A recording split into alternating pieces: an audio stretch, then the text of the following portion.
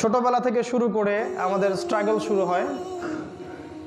School পড়বেন, college পড়বেন, university পড়বেন, চাকরি বাকরি করবেন, বিয়ে শাদী করবেন, ব্যবসা বাণিজ্য করবেন, শেষ বয়সে গিয়ে হজ করে সব পাপ মাফ করিয়ে নেবেন।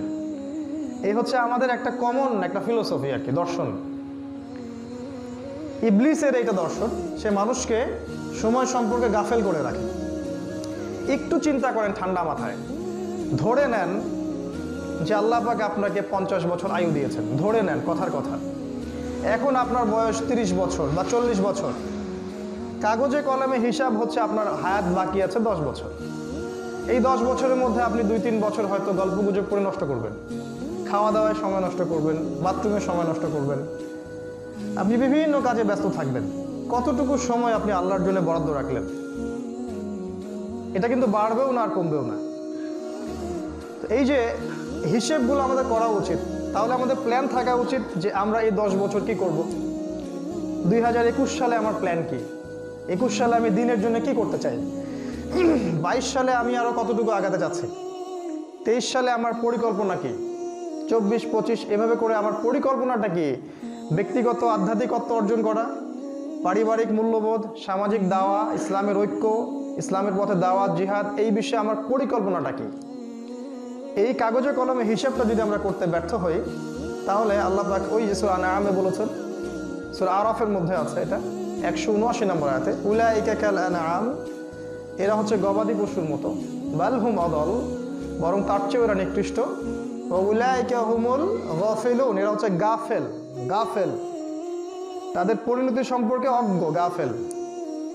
কারা এরা? আল্লাহ পাক বলছেন লাহুম কুলুবুন লা ইয়াফকাহুনা বিহা, হৃদয় ছিল উপলব্ধি করতো না, ওয়ালাহুম আযানুন লা ইয়াসমাউনা বিহা, কান দিয়েছিলাম শুনতো না, ওয়ালাহুম আ'য়ুনুন লা ইউবসিরুনা বিহা, চোখ দিয়েছিলাম চোখ দিয়ে দেখতো না।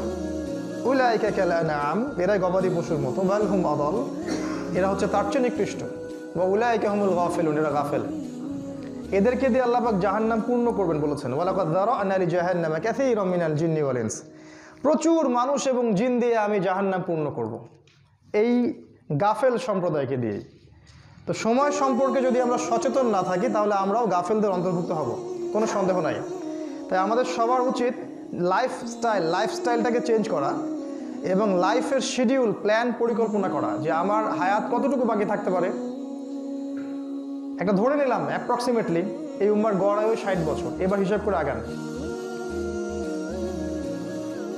আরেকটা বিষয় আল্লাহ পাক সময়ের কসম করে আমাদেরকে বোঝাতে যাচ্ছেন, সেটা হচ্ছে যে স্পেশালি আমরা যারা শেষ জামানার মানুষ, আমরা যারা উম্মতে মুহাম্মাদি শেষ জামানার মানুষ, রাসূলুল্লাহ সাল্লাল্লাহু আলাইহি ওয়াসাল্লামের ইন্তেকাল থেকে নিয়ে এখন পর্যন্ত প্রায় 1400 বছর পার হয়ে গেছে। তো এই 1400 বছর পরের আমরা যারা মানুষ, এই যে মানুষগুলো আছি আমরা শেষ জামানার মানুষরা, তারা সবচেয়ে বেশি ক্ষতির মধ্যে থাকবে। কারণ সময় যত গড়াবে, দুনিয়াতে ফিতনা ফাসাদ তত বেশি আসতে থাকবে। আপনি যদি কোরআন এবং হাদিস থেকে শেষ জামানার আলামতগুলো পড়াশোনা করেন, দেখবেন যে 90-95% আলামত আমরা দু চোখ দিয়ে দেখতে পাচ্ছি এখন।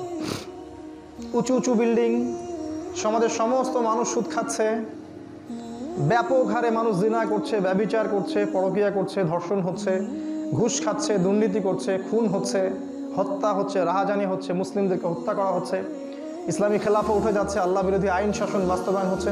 এমন কোনো সাইন বা আলামত আমরা দেখি না কোরআন হাদিস থেকে যেটা এই জামানায় আসলে বাস্তবায়িত হয়নি, যেগুলো শেষ জামানার সাইন।